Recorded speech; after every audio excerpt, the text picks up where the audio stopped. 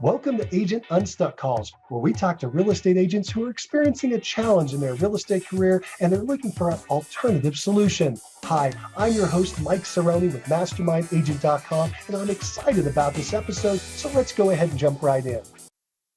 Let's go ahead and start and work through the challenge that you're experiencing. So I read your stuff, but I'd like to hear it from you. So can you tell me, what is your challenge? So let me tell you a little bit about my background. You'll be kind of shocked, but it is what it is. So I'm actually a MD, right? I'm a physician, but I'm infection control specialist. During pandemic, I've been working 6 a.m. to midnight. It's been crazy. And then I made a career change.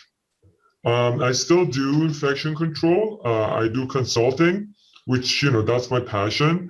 My brother's been into real estate business for 20 plus years. So we started this together. We're doing land development and also as well as resale. So it's not the problem is that I'm stuck, really. It's how to generate more great leads. I attended Christy Mayshore's webinar series. She was on your one of the panelists and attended her seminar, which was great. She provided amazing information, and but the price, paying 23,000 US. I think it's worth it, but again, I want to do things myself first to see how things work.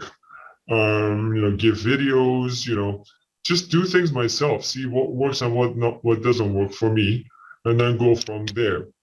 I'm in Toronto, so we're in Canada. So we don't have access to, I guess it's a good thing and a bad thing. We don't have access to lead generation companies, which, to be honest, they're going to put real estate agents out of business if we keep going to them. I want to create a lead generation myself, right? Proper lead generation myself. I listened to a lot of people that attended your talks, your podcasts. They built it themselves, right? Through, they didn't pay somebody $23,000 to do these things, right? They did build it themselves. I want to get there. $1 billion agent, that sounds good. So I wanted to build that myself. And I'm stuck where to start. So I know I got to create videos. I created my own website. I paid somebody to do my website. Yeah. Good. That was a lot. I appreciate that. Kind of gave us the basis. So, as you know, I like to ask a lot of questions. So I'm going to kind of dive in. So I understand you just had a transition. What is your goal as far as your real estate career? Have you set any goals for what kind of production numbers you want to hit in units, GCI, those kind of things? Yeah, so in Canada, it's a little bit different, especially in Toronto. I know in US, they do 100, 200 houses, right, per year. Some do, not everybody. Yes, yeah.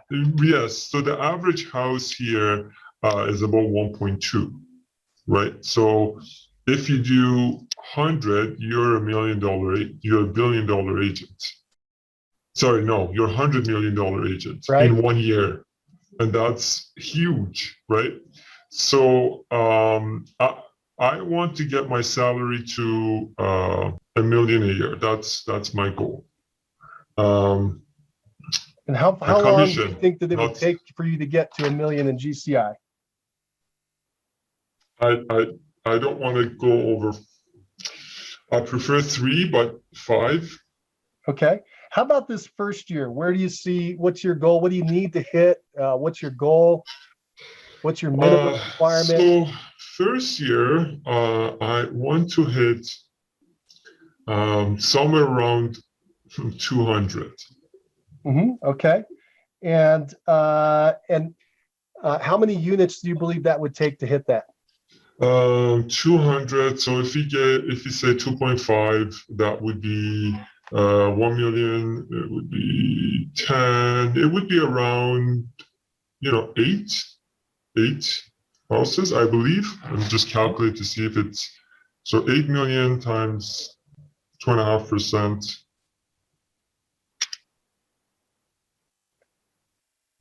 8 million. It would be 200. You got pretty good math skills there. Good job. All right. So, so your goal is to close 8 units your first year. Your average price is just over $1 million. You want to get a 200K in GCI. This is your first year, so you don't have a track record yet. You're trying to figure out what to do, but you can lean on your brother. Has your brother been hitting those kind of numbers? Oh, yes. Yes, he does land development. One deal he did 300 plus. Let me ask you, what kind of business are you looking to do? Are you looking to do land development like your brother? Or are you looking to do onesie at a time sales on houses, condos, towns, that kind of thing? Yeah, I don't want to just limit myself, right? So let's see, land development, if you get one contract, that takes, maybe a year to go through the whole contract, So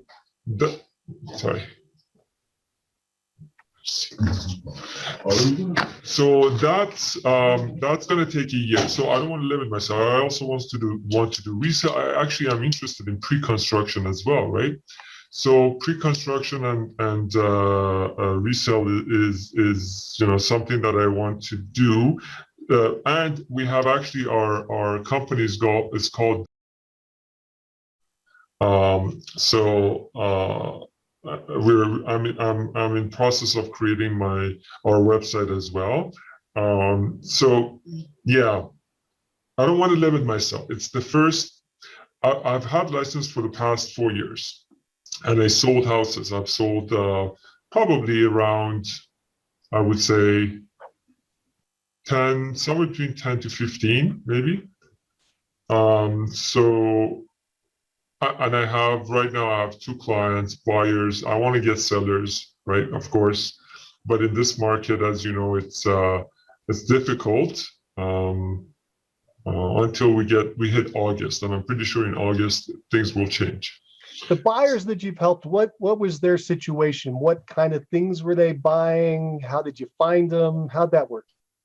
So there were a lot of referrals by friends. And friends as well, and some referrals by my brother because he's busy, right? He's super busy with this thing, so we just work together. Okay, all righty. Here's the thing that I'm hearing: you're new and you want to be able to do everything, right? Although you've actually got some experience, right? You've been doing it part-time for 4 years. Yes. But now you're diving in. And you don't want to cut off any opportunities. You want to leave them all open. And that makes a lot of logical sense. However, it's not the way to do a lot of business, because if you're a generalist, you get pulled in every single direction and you don't have any focus. Just like you did when you were in the medical field, you focused in on the infectious diseases, right? That's one little niche inside the entire gigantic universe of medical stuff. Mm-hmm. And so you got to kind of think, in my opinion, if you want to do a lot of volume, you really start to need to narrow this down into a niche. For instance, if you're going to put a video out, what the heck are you going to put a video out when you're a generalist? You're going to say, hey, I'm here. I mean, that's not enough, right? So, and it has no appeal to anybody. You've really got to narrow down that niche. For instance, one niche could be working your brother's development and helping him sell out those lots or the pre-builds or whatever he's building. We haven't got into that. That could be a niche where you're feeding off of his business and you're supplementing his side of the business. Well, now that helps, because if he's developing the same kind of property all the time, that's your niche, right? Does that make sense? It does, yes. And I was thinking about my niche, and because I worked for long-term care, I was taking care of probably 50 long-term care homes and 40 retirement homes. I actually had appointment with one of the executive vice presidents tomorrow to discuss with him that hopefully they can make me exclusive for the staff and for retirement community, right? So if things go well, I would definitely focus on that and just make myself retirement focus, those who want to retire or those who work at a retirement community. And I would provide obviously some incentives for them that I won't provide for anyone else. Different kind of incentives. For example, if you're moving, if you're moving out or moving in, I'll pay for your move, for example, or some form of incentives that's exclusive to them. Okay, let's go down that path for a minute. Let's have some fun there. Okay. Okay. So let me make sure I understand what you're talking about. You're talking about some people, a group of people who have hit a certain age and they no longer want to live in their current home, or they can't, and they're going to move into an assisted living facility. Yes. So they need to sell their current property probably Yes. to get the proceeds to pay for this new space. When they get into the new space, are they renting it or are they buying it? Renting it. Well, they're paying monthly fees. Okay. When you talk to the folks tomorrow, you should ask and find out if they give finder fees for you bringing people into their community. Do they pay you any kind of commission or compensation? Because my understanding is many do, at least around here. I'm not sure about up there. You got to ask. You may have that may become your niche, right? You're helping these people transition from running everything on their own in their home that they probably have owned for 30, 40, 50 years to this new environment that they don't know much about and they need to be educated about, where you will also earn a fee if they end up going to that place. And what you can also do, if that's a niche you want to get into, is you don't just have the one facility, you have 5, 6, 7, 8, 9, 10. You become the expert in that niche about where all these facilities are, and you're earning your big income probably on the sale of their home, and you earn a little bit of income on their new home that they move into. Is that something that interests you? It does, yes. The problem with that is that retirement homes, they're not close by each other. They're far apart. So that would create advertising a little bit difficult. Don't worry about that. Yeah, it's a good point. And I like geographic farming where it's a tight niche, but this is different. This is different. You need to have variety a lot for these people where to move, right? Yes. Did you say you're in Toronto? Toronto's a big city, isn't it? It is. It's many people? huge. I What's the believe population? 4 to 6 million. Yeah, that's huge. Yeah, a couple million people. It's a big place. All right. So we got a lot of options. Now you could, again, I don't know how you break out your areas there, but you probably have towns or something smaller than the entire metro area. And so you could start in a niche like that. You don't have to know everything in Toronto to start. In fact, it's even better if you niche tighter. So what city or area are you in? I like to focus on, I live a little bit north of Toronto. It's Richmond Hill, right? So Richmond Hill is good. I live there. I've lived there for the past 20 plus years. So I know a lot about Richmond Hill. The west of it is called Vaughan, which is a huge area. And I depending on how it goes tomorrow with my retirement community, and if that works out, again, that might change things. But again, I don't want to focus on only one niche, right? I want to focus on maybe 2 niche. Does that make sense? Maybe one geographic, one retirement. And you could do that. You could do anything you want. You know, you're a smart guy. I can tell. However, I'm telling you, if you want to be super successful, you want to narrow your focus as much as you can. All right. So let me give you an example. When I sold 113 homes in 1 year, is mainly because I narrowed my focus into one little niche. I took a city in my area called Lakewood, And I Yes. became what was known as the condo king. I knew all the condos and townhome complexes, and I geographic farmed them, and I knew them really well. And I started with one, and then I expanded out. But everybody knew that I knew what was going on in those communities. And so that became the base of my business. Now, I got other business because of it, but that was the core of my business and the funnel that gave me consistent listings and consistent business all the time because I had the niche. So how did you do that? So how did you make yourself known so much? How did you do, like, what did you do? Did you use Facebook? Did you use Google AdWords? It was old school. It was old school. And so I used mail, geographic. I made mailings. I mailed into the community, which, by the way, still works extremely well. It's called geographic farming.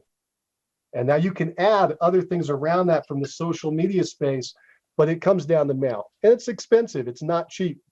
Mailing letters? Yes. Well, you can do a lot of things, right, in mail. You can certainly mail a letter.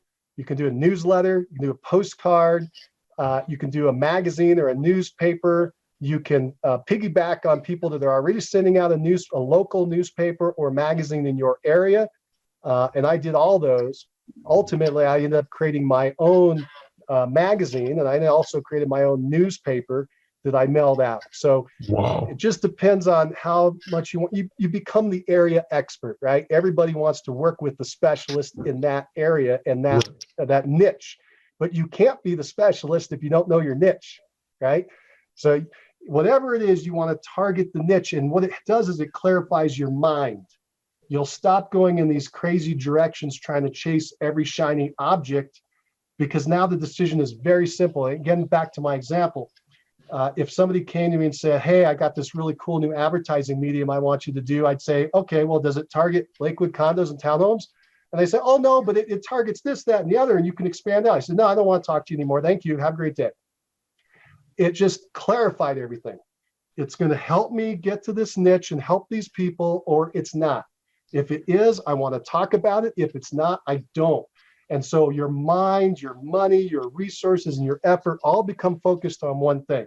So that's the idea of geographic farming. And we can certainly talk at some other point, because we're kind of running out of time, but we could talk about going down that niche. The other thing is that niche that you brought up with those homes. I love the old folks' homes. That's what we call them around here in the old days. But this old folk home move, the assisted living, because that's a niche and it's a super need. And I'm not sure about your area, but demographically, there's a lot of need and want and demand. And people can do really well in that niche, but you got to dedicate yourself to it. So I know you're new, you want to do everything for everyone, but I advise you not to do that.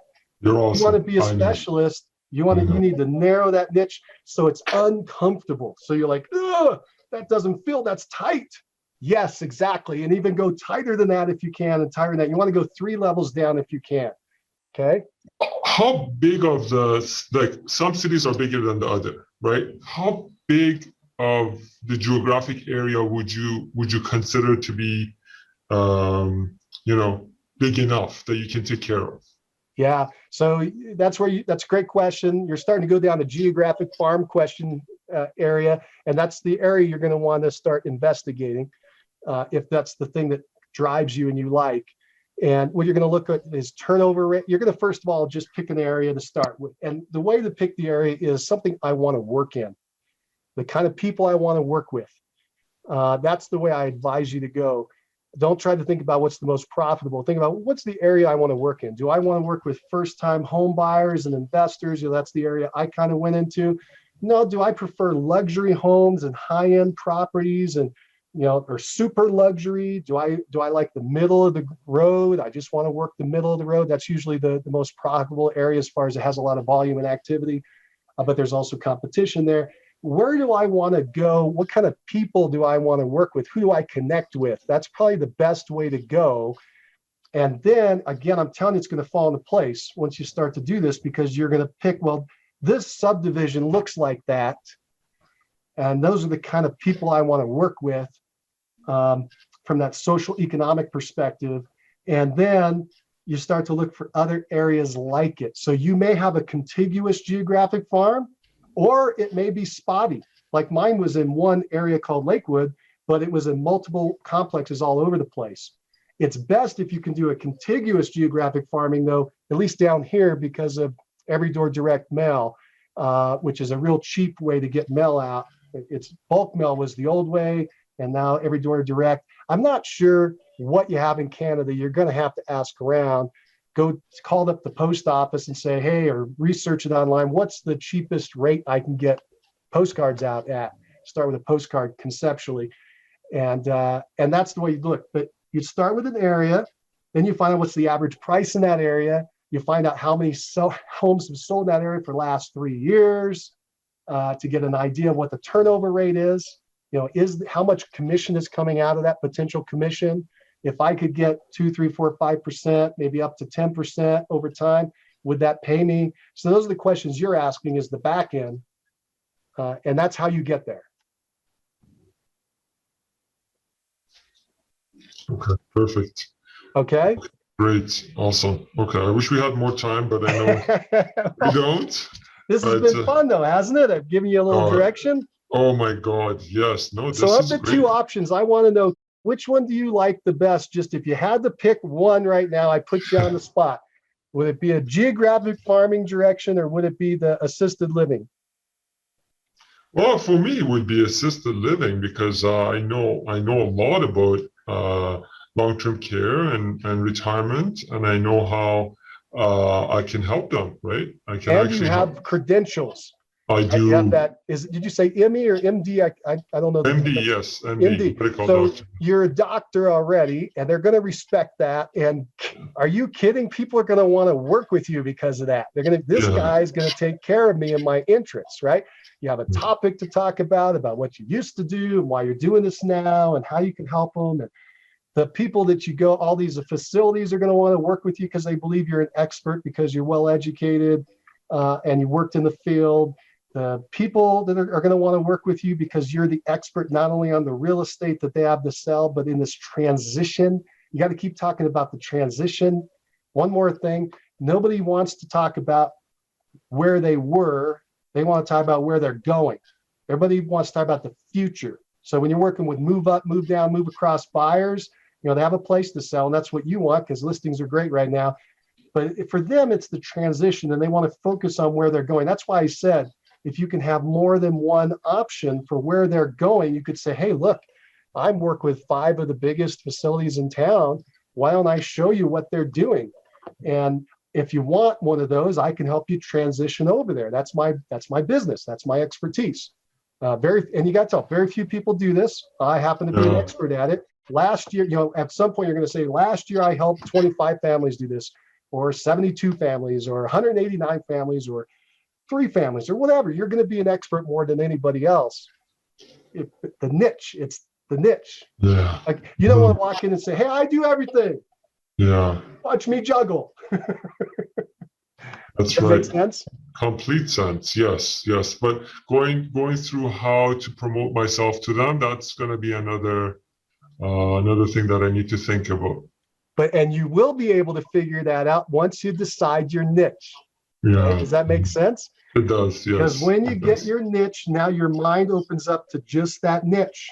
Yes. You're going to start thinking, where are these people? What are they doing? Okay, maybe I'm going to go look for communities where people have been living in their house for 30, 40, 50 years. I'll have my title company look that up. They live in my geographic area that they're going to go out to one of these facilities because they want to be around their family, friends, right? They're not going to want, just like everybody else, they're not going to want to move far from the facility. No, they don't. Because so their kids can come visit them and their friends can come visit them and so on the other side, the people that are supporting them, my wife's been doing this for the last couple of years, the people that are supporting them want them to be close so they can go check on the facility and drop in and say hello and bring a gift and those kind of things, right? That's right. These are the things you talk about. You talk about the things they want to talk about. How do you know to talk about all that? Because you niched in and it becomes your lingo and your talk and it's just fluid for you. Makes sense. Cool. Yeah, well, I got an assignment for you. Okay. Are you ready? I am. So I like to give assignments at the end of these calls. Your assignment is to write out your plan for this assisted living concept. Doesn't have to be long. Don't stress about it. Just write down your initial thoughts on how this thing would work, how it would look, what would be the area, what would be the facilities, what would be your role, how could you always got to get down to this question, how could you help these people the most? What do they need, and how can I help them get it? You know, again, the old concept, if you help enough people get what they want, you'll get what you want. You become that resource. And what you're going to find out is they need all these other resources around them, like hospice care and all kinds of things that initially you didn't think about, but it becomes their world. That's why you have to become an expert. Yeah, you have to become a generalist. You got to be the specialist. And then when you talk to them in those words, they're going to be, oh my God, all these other people I talked to didn't know anything, knows everything I want. Right. And now guess what? Nobody cares about anymore. Your commission rate. They're going to pay you whatever you ask because they want you. In fact, you could charge more than everybody else. I'm telling you, you're going to be able to charge more than everybody else because you're offering all these extra supportive services to help them get from point A to point B, to help them transfer in this space they want to go from where they're at to where they want to go. Okay, you're going to paint these pictures of what it is that the future looks like, right? You're probably going to be now we're talking about, you're going to be talking to not only them, but their family members that may be supporting them, right? That may be the group that you're actually marketing to. You may now start talking to people in as an example, the hospice industry. Hey, are you running into anybody that needs to make one of these transitions? Here's my business card. I specialize in helping people get from A to B, especially if they have an asset they need to liquidate and use for some of these costs, right? Talk to financial planners that are working with people that are making that transition. There's all kinds of things that start to work around the niche once you get the niche. That's it. That's the most important part. Okay. Go ahead. I want you to write up just your outline, your ideas. In fact, don't think of it so much as a plan. Just think about it as just a brain dump. You're just brain dumping on the paper everything you can think of about this niche and how it would work. Okay. You're not going to have all the answers right now. Just write out everything you can think now, and you watch. It'll stimulate other ideas for you. Highly recommend you write it down. Digital if you can, so you can bring it with you. But anywhere, if you like paper and pencil like me, that's cool too. But somewhere where it's centralized. And my question for you now is, when could you have that done? So I'll talk to probably by, I'll do it on Saturday. Great. On Saturday, what's the date on Saturday? It would be on 29th. Great. And what time will you have it done? Probably by 5. Cool. 5 p.m. Eastern time? Yes. Okay. And what I want you to do after you get that done is I want you to send me an email. I want you to say, hey, Mike, great news. I got it done. Okay. Okay. Okay. And your email is the one that I just received, right? Yeah, exactly. Yep. Any of the emails you see from me, they all get back to me. Okay. Yep. And so now we've got your task. We've got a deadline that you established, and we've got accountability because you're going to tell me that you got it done. Got it. No, when I say something, I'll just do it. I can tell you will. And my job here is just to help you move along that track a little bit, right? Awesome. And if this changes, then, if they say no, they're not interested, I'll make the plan, focus it on my geographic farming. Is that cool? Sure. And remember not to give up so easily if you don't get a great answer tomorrow. Right. Yeah. Because maybe what's most likely is you're going to get a maybe, right? Yeah. Because this is a big deal. They don't know about you enough yet. You don't know enough about them. You're trying to just fill each other out. It may take 3 or 4 or 5 meetings to figure this thing out. Don't worry. Just keep moving the ball forward, seeing if it's going to be something that can develop into something that you want to do. That's the other beauty of a niche. If you decide you want to work on it, you become determined, focused. Yes. Right? You'll put an extra effort in where other people won't. So, all right, get that done. Go ahead. I helped them during the first wave and second wave. Saved so many lives. So, that's why he said, okay, let's have a chat. It was actually his idea to talk. So awesome. I said, okay. And we'll go into the meeting with an open mind and just listen to what he has to say. And you can keep your ideas on the back burner. Yes. Right. And just take in all the information from the meeting, write it down, say, remember, here's the greatest statement ever. Just say, boy, I'd love to think about that. And maybe we can get back together. Do you have time next week that we could talk some more about this? Awesome. Okay. That gives you Perfect. a transition to then you can sit back and think and brainstorm and research and go back into the next meeting prepared with whatever you want to do. Okay. Perfect. All right. Thank you, Cool. Mike. Really This has appreciate been a lot your of fun. time. What do you think? Was it helpful? Very. Like always, like all your podcasts. Thank you so much. For sure. Talk to you Monday. Take care. Take care. Bye-bye. Bye-bye. Well, that's it for Agent Unstuck calls. It was a lot of fun today. If you liked what you heard, go ahead and click that like button. And if you want to hear more calls like this, go ahead and subscribe to the channel and hit that notification bell so you know exactly when the next episode is coming out.